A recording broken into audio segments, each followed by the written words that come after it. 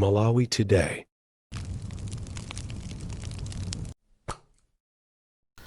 Kukulandirani kwina kulikonse kumene muli tikupasirani nkhani zowerengedwa mchichewa takhani pomwepo. Ndi nthawi ya nkhani mwatsatanetsatane ndipo muli ndi ine Vayana Chunga. Koma poyamba nayi mitu yake. Boma lati lapereka chipukuta misonzi kuchokwana 915 million kwacha kwa mawanja 61 omwe abale awo anaphedwa pa 3 March mchaka cha 1959. Sugar akusowa madera ambiri mziko muno. Ndipo munkhani zina ogwira ntchito mboma akusemphana maganizo pa zokwezedwa kwa ndalama zomwe akuyenera kuti azilandira kuyambira mwezi wa April. Tili ndi izi ndi zina zambiri tikhale limodzi. Boma lati lapereka chipukuta misonzi chokwana 915 million kwacha kwa mawanja 61 omwe abale awo anaphedwa pa 3 March 1959. Izi zayankhulidwa lolemba pa tsiku lokumbukira malitiri mboma la Nkhatabe pamwambo omwe unasogoleredwa ndi mtsogoleri wa dziko lino a Lazarus Chakwera. Festo Malekezo anali kumweko ndipo wabwera ndi ripoti ili.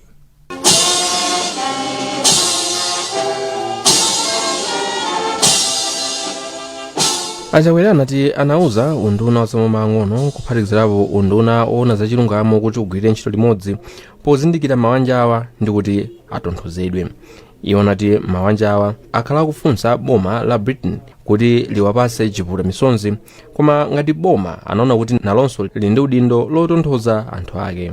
Ndawalamula akunduna oti anjanitsawa kuti agwire ntchito ndi akunduna wa za chilungamo popeza ndalama ya chipepeso yomwe tingapereke kwa mabanja omwe anataya abale awowa mziwawa za tsiku la lero ndi cholinga chowatonthoza. Mawu ake nduna yona za maboma ang'ono a Richard Chimendo Banda anati mawanja onse 61 apasidwa chitonthozo pakutha pa sabata ino. Pozindikira kuti pali anthu amene adzipereka amene anamenyera ufulu nata miyoyo yawo nasiya mabanja wawo, tikuyenera kuwatonthoza. A president akwaniritsa mawu achitonthozo ndipo apereka ndalama yokwana 15 million kwacha kwa mawanja 61. Mawu ake oyimirira mawanja oferedwa awa a James Tawe anati Achakwera aonesa utsogoleri ololerana komanso okonda anthu ake. Poyankhulapo mtsogoleri wa chipani cha UTM Adaliso Kabambe amene anayankhula mwambo wokutatha anati chomwe chatsala pakadali pano ndikuti Amalawi akhale ndi ufulu weniweni pachuma. Chatsala ndi economic revolution kwa ine.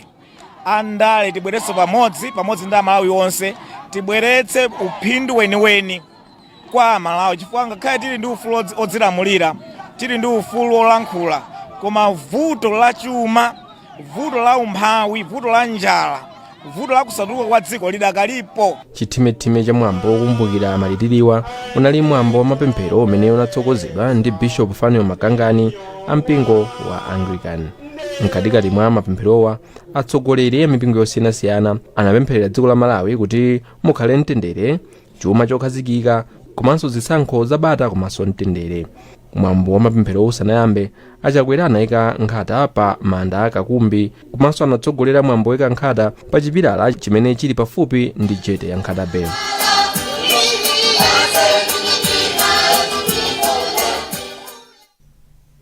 Pamene Amalawi akukumbukira anthu amene anafera ufulu wawo, nzikazi zikuzunzika kuti zigule shuga. Izi zaziwika Times itayendera ena mwa mashopu ogulitsa shugayi m'mizinda ikuluikulu ya dziko lino. Stolo za Sana ndi Chipiku munalibe shuga mu mzinda wa Blantyre, pamene mu Shoprite anthu amagulitsidwa mapaketi awiri okha aliyense. Kumzuzu anthu akugula shuga kwa mavenda malinga ndi mtolankhani wathu Patience Lunda, pamene kulilongwe anthu kumeneko nawo akuvutika kuti agule shugayo. Taonani izi.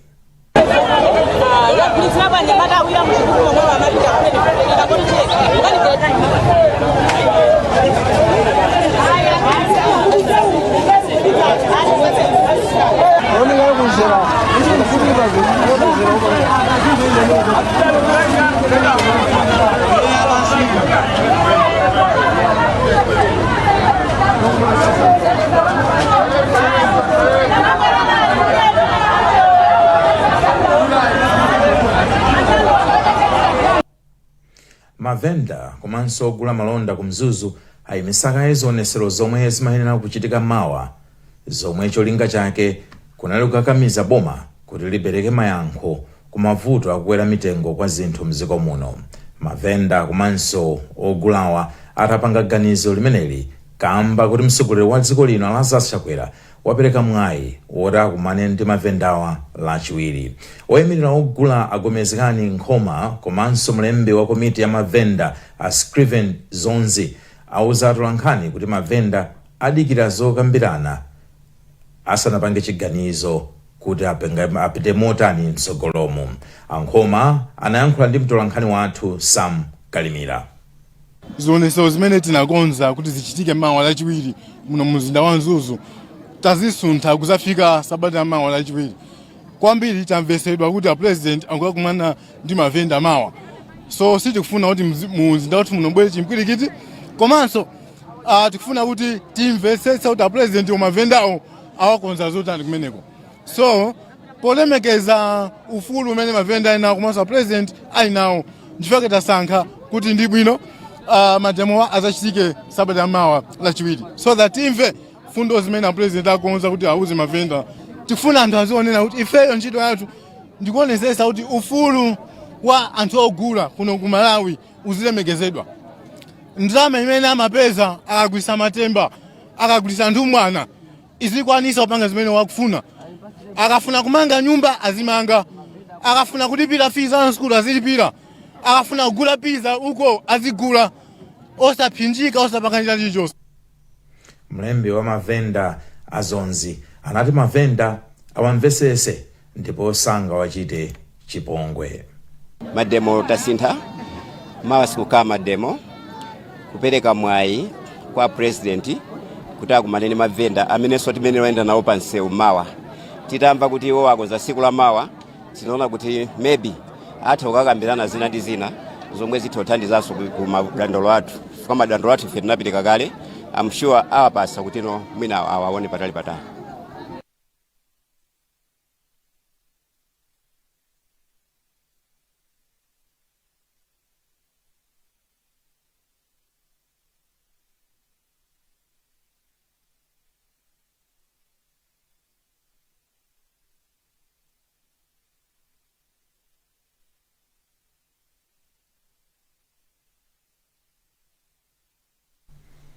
Ogwira ntchito mboma asemphana maganizo pa kukwezedwa kwa ndalama zomwe akuyenera kuyamba kulandira mwezi wa April. Komiti ya mbali ya bomayi ndi bungwe loona za anthu ogwira ntchito za mboma anagwirizana kukwezedwa kwa ndalamazi ndi 20 kwacha pa 100 kwacha iliyonse. Pemphero Malimba walemba ripoti lonse. Kukwezedwa ndi 20 kwacha pa 100 kwacha iliyonseku sikudalandidwe bwino ndi ogwira ntchito mboma ena amene akuti akufuna ndalama zomwe amalandira zikwere ndi 44 kwacha pa 100 kwacha iliyonse. Mlembi wa gulu la ogwira ntchito mboma okhudzidwa a Gloria Kagona achita zionetsero mu mzinda wa Lilongwe ndipo akapereka nkhawa zawo ku nyumba ya malamulo pofuna kuti mtsogoleri wa dziko lino Lazarus Chakwera achitepo kanthu. Akagona akachita zionetserozi apereka masiku awiri kuti boma lichitepo kanthu. We are having demonstration imene tukapereka kalata ku parliament tukatiperekere kwa president atiyankhe within 2 days, Wednesday ndi Thursday. Pa Friday ngati satiyankha ndi tukhalano ndi strike yokuti ya permanent ijayo. Poyankhulapo mlembi wamkulu wa bungwe la anthu ogwira ntchito mboma Atitha Gumani ati sakudziwa gulu lomwe likuchita zionetseroli ndipo bungwe lawo silitengapo mbali pa zionetsero zomwe gululi lakonza. If they have those concerns as they are mentioning muzinthu zawozo, unena kuti Friday was not enough. Akanatsata ndondomeko yabwino kuti mwina apese atsogolera amene adapanga chimenecho akambirane nawo ndipo aone kuti kodi zidachitika ndi chani. Posachedwa apa wapampando wa komiti ya boma imene achita zokambirana ndi akuluakulu a bungwe la CSTU a Charles Kalemba adauza Times kuti kukwera kwa ndalama zimene adagwirizana kudachitika polingalira ndi momwe zinthu zilili mboma. Bodi ya Eskom yati yakhazikisa kafukufuku wakatangale yemwe akuchitika ku kampaniyi. Wapampando wa bodi iyi a Gospel Kazako wati wakhala kulandira madandaulo akagwiridwa ntchito ka Eskom kuchokera kwa Malawi. Brenda Kayo ali ndi zambiri mu ripoti ili. Akazako ati kafukufuku omwe akufuna kupangayi akufuna kubweretsa poyera zomwe anthu akhala kudandaula zokhudza katangale yemwe anthu ogwira ntchito ku Eskom amachita. Iwo anapereka chitsanzo monga kuti anthu ogwira ntchito ku Eskom akhala kulandira ndalama kwa anthu kuti awalumikizisira magetsi, koma iwo amachedwa walumikizira Malawi magetsiwa. Kotero iwo ati bodi yawo ikufunitsitsa kusintha zinthu momwe Eskom imagwirira ntchito. Pali chiyembekezo chonera kuti zinthu zina zikuyenera kusintha pakati pali kudandaula kwambiri kwa anthu amene amagwiritsa magetsi. Pali kuzimazima kwa magetsi, anthu sabwera kudzalumikiza magetsi, anthu magetsi akaonongeka sabwera kudzakonza, anthu ena amafuna kuti alandire kanga chepe. Tikumva akutero allegations zona kuti anthu amafuna kuti apatse kanga chepe kuti apita akakonza. Tikufuna kuti tione zimene zifukwa chani zimene zikuchitika. Mkulu wa bungwe la National Advocacy Platform Benedicto Kondowe ati zomwe bodi ikufuna kuchita ndi zabwino poti zisintha kagwiridwe ntchito ka Eskom. Koma Kondowe anati bodi ionetsetse kuti zinthu zonse zasinthidwa ndipo ngati anthu apezeka olakwa akuyenera kulandira chilango. Komano chikhulupiriro chathu ndichonena kuti sangothera pakafukufuku. Aonetsetse kuti pakubwera ndondomeko zokhazikika kuzera zimene kafukufuku atawapeza. Chifukwa tikudziwa kuti njira imeneyi ithandizira kuti Amalawi akhale ndi mwayi wolandira masekitezi amene Eskom amapereka. Bodi ya Eskom kudzera ku mtsogoleri wawo a Gospel Kazako pamodzi ndi mamembala awo atayamba kafukufukuyi posachedwa. Mtsogoleri wa bungwe la achinyamata la National Youth Council of Malawi Rex Chapota wati ndosangalala kuti ndondomeko ya zachuma ya chaka chino yomwe yaonjezera ndalama zomwe achinyamata omwe akuphunzira ntchito zosiyanasiyana yakwezedwa kuchoka pa 80,000 kwacha kufika pa 150,000 kwacha.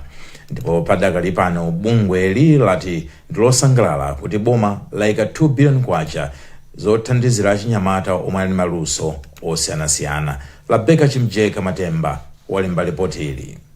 Malingana ndi Chapota, ndalamazi zithandiza kupititsa patsogolo ntchito zosiyanasiyana zomwe achinyamata m'dziko muno amachita. Iwo ati izi zithandizanso kupititsa patsogolo luso lomwe achinyamata akupanga m'dziko muno. Budget imeneyi yamva zimene wakhala kuzifuna kuchitsanzo taona budget imeneyi kuti achinyamata ndalama zamalandira pa internship zakwezedwa, komanso achinyamata aku college nkhani ya scholarship yawo yakwezedwa, ma allowance awo, komanso ika thumba latsopa Youth Innovation Fund imene nkoyamba kuchitika m'dziko lino. Zimenezi kusonyeza kuti boma likumva zimene achinyamata akunena, ndipo ife ngati council tasangalala kwambiri ndi budget imeneyi. Nduna yona zachuma Simplex Chilabanda wati ni khumbo la boma kupititsa patsogolo ntchito za zomwe achinyamata akupanga.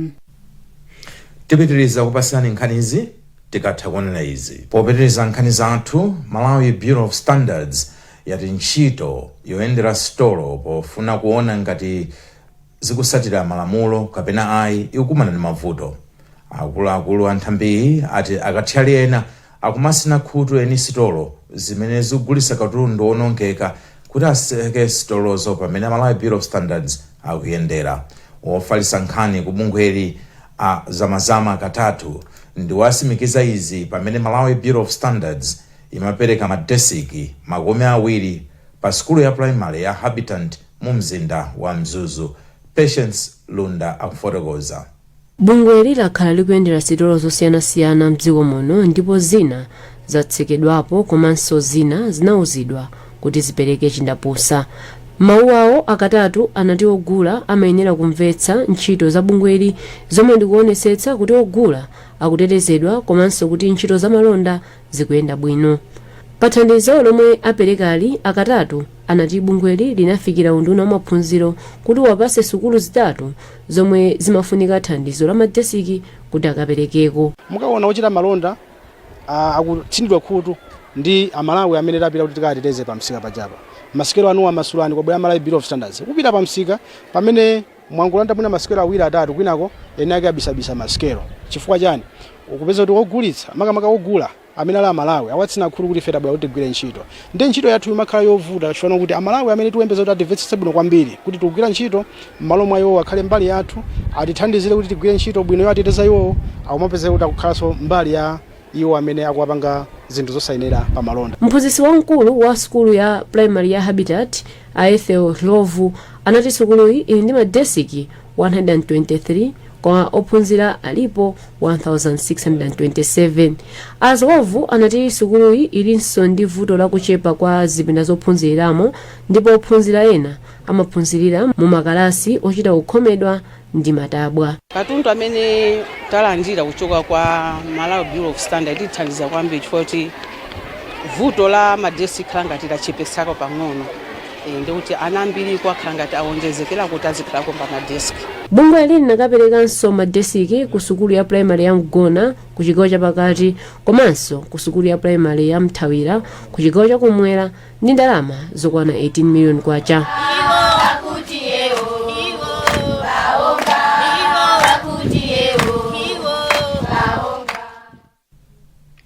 Department yoona zamakutu pa chipatala cha Queen Elizabeth Central Hospital yalimbikitsa anthu kuti asamalekelere vuto la mamvedwe.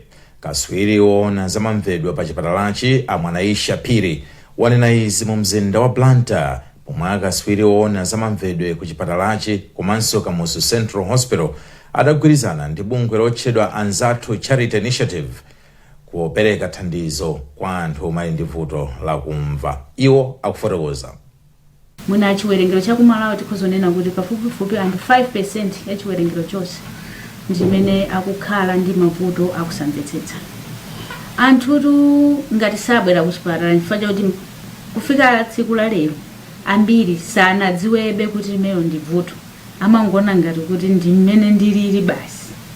Mwinaso sindingapeze thandizo lina lilonse nditati ndapita ku chipatala kapena mwina chifukwa choti zipatala zambiri upangiri woyeza mamvedwe sunafikiremo ndengakhale anthu aja amayesetsa kupita ku chipatala samakalandira thandizo ndesamaona kufunika kopita ku chipatala ndengati mukuona anthu ambiri asakubwera nthani yake makhala imene koma tikuyesetsabe kumafalitsa uthenga kudzera mu radio ndicholinga choti uthenga wafikire anthu ochulukirapo. Tikakha kuti tapezanso thandizo timatha kuyendanso m'midzi kuti tikathe kumafalitsa uthenga m'midzi muja komanso kuwalimbikitsa anthu kuti azitha kupita ku chipatala. Ndipo mkulu woyang'anira ntchito za bungwe la Anzathu Charity Initiative Aganizani Kilowe adati bungweli likugwira ntchito limodzi ndi akaswiri azachipatala pofuna kuonesesa kuti anthu omwe ali ndi vuto losamva akulandira chisamaliro choyenera. Feo ntchito yathu kwambiri ndi kumemeza anthu kuti abwere pamodzi tikhale nawo pansi tifotokozere za mavuto amene amadza kamba ka kulekelera kwa kusamala makutu komanso kulekelera kwa kusunga matenda amene amakhudza makutu. Ndiye timayenda ndithu m'madera osiyanasiyana m'midzi kuwabweretsa anthu pamodzi kuwalimbikitsa zakuti akaona vuto kukhutu kwawo asalekelere athamangire ku chipatala kuti akalandire thandizo loyenerera chifukwa kukhala ndi ulumali wosamva utakula kale ndi chinthu chopweteka kwambiri chifukwa makhala kuti wayamba uli mu dziko lina ukuyenanso kuphunzira zinthu zina zimene kumakhala kuvuta ngati munthu wamkulu wachikulire kuti ukathe kuziphunzira kuti uzitha kuwumiza ndi anzako ngati kale. Ntchitoyi yagwiridwa ngati gawo limodzi lokumbukira siku lakumva pa dziko lonse World Hearing Day lomwe limadza pa 3 Marichi chaka chilichonse. Popitiriza nkhani zathu atsogoleri achinyamata ku chigawo cha Southwest Conference mu mpingo wa Seventh Day Adventist awalimbikitsa kuchilimika poteteza ufulu wa ana pamene akutumikira mpingo komanso madera awo. Mtsogoleri wa achinyamata ku chigawo cha Hastings Koromana wapereka chilimbikisochi pa maphunziro apadera omwe anachitikira pakachisi wa Sunnyside ku Blantyre. Daniel Zimba walemba ripoti ili. Koromana underscores the need to equip youths with knowledge and skills if they are to contribute to development of the church and society. In the youth ministry, we believe in training and equipping the youth because the